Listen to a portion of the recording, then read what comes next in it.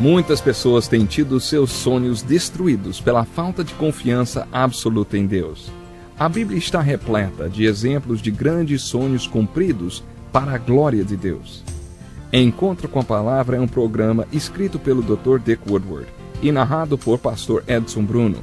Ouça e descubra verdades que lhe ajudarão no seu dia a dia. Com você, Pastor Edson Bruno.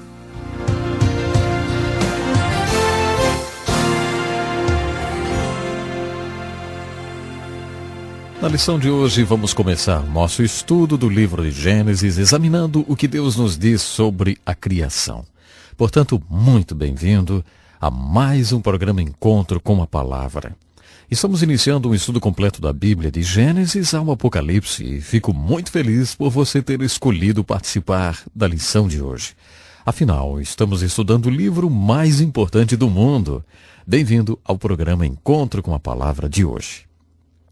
A palavra Gênesis, o nome do primeiro livro da Bíblia, significa algo como Gênese, ou o início. Como dissemos em nossa última lição, este livro não foi escrito somente para revelar como as coisas vieram a existir. Afinal, Deus não nos deve explicações. Esse livro nos fala da origem das coisas porque Deus quer que a gente entenda como tudo começou. Isso também vale para todos os assuntos que vamos estudar no livro de Gênesis. E, claro, Deus está nos revelando alguma coisa sobre a criação. No primeiro capítulo de Gênesis temos essas palavras. No princípio, Deus criou os céus e a terra. A terra, porém, estava sem forma e vazia. Havia trevas sobre a face do abismo e o Espírito de Deus pairava sobre as águas. Disse também Deus: povoem-se as águas de enxames de seres viventes, e voem as aves sobre a terra, sobre o firmamento dos céus. Criou, pois, Deus os grandes animais marinhos e todos os seres viventes que rastejam, os quais povoaram as águas, segundo as suas espécies. E todas as aves segundo as suas espécies também. E viu Deus que isso era bom. Também disse Deus: façamos o homem à nossa imagem, conforme a nossa semelhança. Tenha ele domínio sobre os peixes do mar, sobre as aves dos céus, sobre os animais domésticos, sobre toda a terra e sobre todos os répteis que rastejam pela terra. Criou Deus, pois, o homem à sua imagem. A imagem de Deus o criou. Homem e mulher os criou.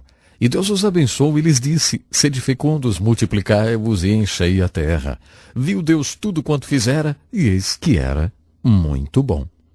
Esse assunto da criação é o assunto mais popular dentro do livro de Gênesis. Se você participar de uma discussão sobre religião numa universidade, parece que a Bíblia não fala de outra coisa que não seja a criação. A criação é o que mais os universitários gostam de discutir quando se trata de religião.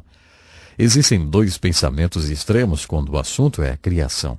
Primeiro, temos a posição do cientista que diz que a criação, como foi narrada no livro de Gênesis, não é cientificamente confiável.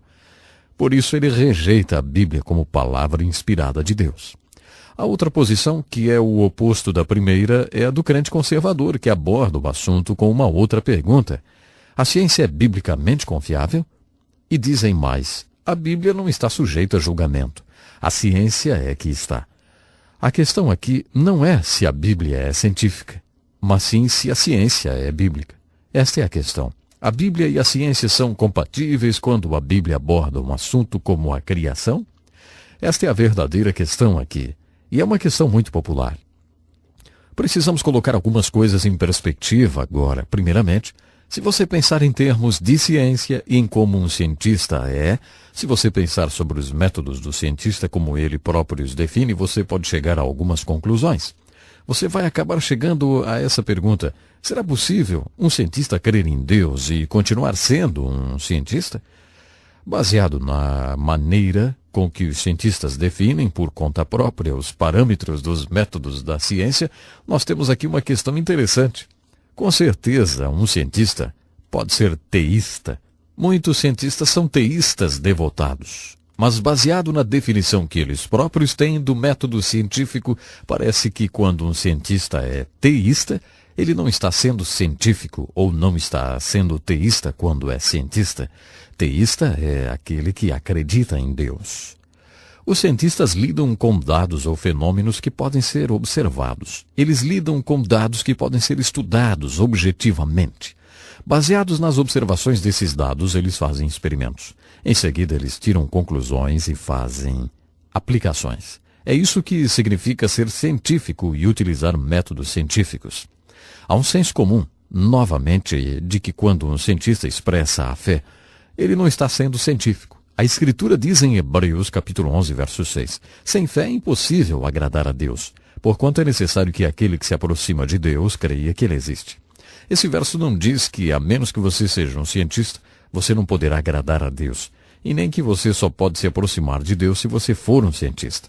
Deus não tem um plano especial de salvação para cientistas. Os cientistas têm de chegar a Deus do mesmo jeito que todo mundo tem, pela fé. E a fé que nos leva a Deus e torna possível, então, que venhamos ter uma vida que agrade a Deus. A fé é um dom de Deus. Novamente, deixa eu dizer o seguinte, baseado na maneira com que alguns cientistas escrevem o funcionamento dos métodos científicos, quando o cientista recebe o dom da fé, como qualquer outra pessoa, quando ele crê no sobrenatural, quando ele chega a conhecer a Deus e viver uma vida que agrade a Deus, quando ele chega a isso, ele não está sendo científico, literalmente falando. Veja, Deus é um espírito, e aqueles que o adoram e chegam a conhecê-lo, conhecem e adoram a Deus na dimensão espiritual da vida. Esse não é o método da ciência. Resumindo, quando abordamos o assunto da criação através de um ato direto de Deus, quando falamos sobre o assunto Deus, quando mencionamos o sobrenatural, a revelação e o milagroso, não estamos no campo da ciência. Qualquer cientista pode lhe confirmar isso. Considerando tudo isso, eu gostaria de traçar alguns paralelos. Acho que existem alguns paralelos muito interessantes entre o que o Gênesis diz sobre a criação e a origem de tudo e o que muitos cientistas acreditam sobre a origem de todas as coisas. Eu creio que há vários paralelos aqui e ali e muitas diferenças agudas. Baseado na nossa introdução à Bíblia, para ler sobre a criação, devemos agir como agiríamos para ler todos os capítulos da Bíblia, fazendo as seguintes perguntas. O que está escrito? O que quer dizer? E o que significa para mim? Ao responder a primeira pergunta, o que está escrito sobre a criação, uma das palavras que você deve estudar e observar cuidadosamente é a palavra traduzida como criar ou criou. Essa é a palavra hebraica bara. E essa palavra bara, a palavra usada para criar, só é encontrada 3 vezes nesse relato da criação.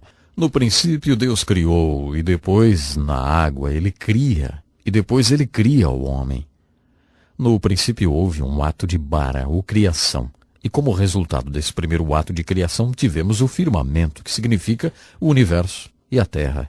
Essa terra tem o poder de produzir toda a vida vegetal. Tudo o que veio depois foi um resultado daquele primeiro ato de criação, ou bara. O segundo ato de criação acontece na água e é encontrado no verso 21 do capítulo 1 de Gênesis. O resultado desse segundo ato de criação é a vida animal. Depois veio o terceiro ato de criação que trouxe as pessoas à terra. Mas vamos observar um detalhe. Entre esses 3 atos de bara, ou criação, o relato do Gênesis sobre a criação usa palavras que realmente poderiam ser descritas como desenvolvimento e mudança. Está escrito, no princípio Deus criou os céus e a terra. Quando ele criou os céus e a terra, eles não tinham forma, eram vazios, eram úmidos, escuros e profundos. No segundo verso do relato da criação, Gênesis capítulo 1, lemos que o Espírito de Deus começou a se mover por sobre essa criação. Agora, entre os versos 1 e 2 do primeiro capítulo de Gênesis, muitas pessoas injetam uma teoria. É a chamada teoria da catástrofe. Eles dizem que alguma coisa aconteceu após o verso 1, que destruiu completamente a primeira criação, por isso Deus teve de fazer outra criação. Eles acham que Deus não poderia criar uma coisa que fosse sem forma e vazia, úmida, escura e profunda. Nesse ponto é preciso uma certa prática como estudioso da Bíblia. Faça-se a seguinte pergunta. O que está escrito? Francamente, não está escrito que houve uma catástrofe. E também não diz que algo aconteceu com aquela criação que a deixou sem forma e vazia. Diz ali que ela era sem forma e vazia. Era um caos, como dizem os teólogos. E diz ali, e isso realmente está escrito, que o Espírito de Deus começou a se mover sobre essa criação e a desenvolvê-la, e a manipulá-la e a transformá-la. Em Gênesis 1, entre os versos 1 e 21, lemos palavras como dividida, reunida e apareça. Por exemplo, lá diz que a terra seca apareceu. A terra seca não foi criada quando ela apareceu. Ela foi criada no princípio e aparentemente estava debaixo d'água. Em um certo momento, quando Deus dividiu as águas das águas, a terra seca apareceu. É interessante que os cientistas, como paleontólogos e geólogos, têm certeza que a terra inteira esteve debaixo d'água. E é interessante como a ciência faz um paralelo, neste ponto, com o relato do Gênesis. A palavra bara, ou criar, significa fazer alguma coisa a partir do nada. Não havia absolutamente nada, então Deus fez esse bara.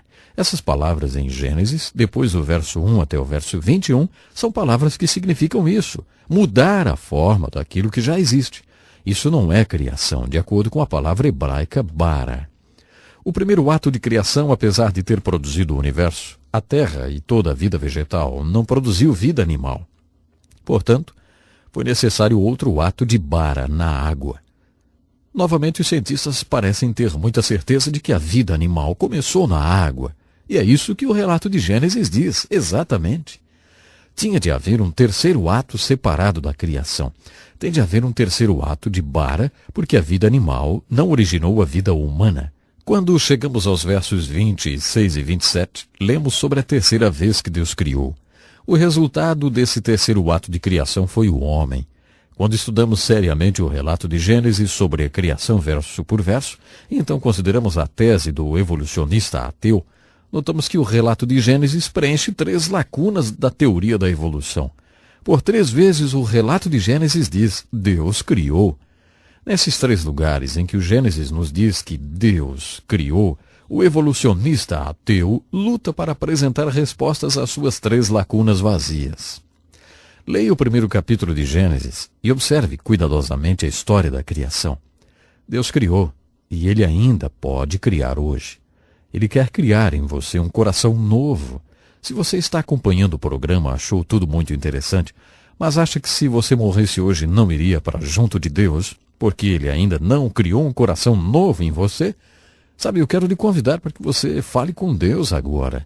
Diga comigo, Deus, eu sei que eu preciso do teu poder de criação na minha vida.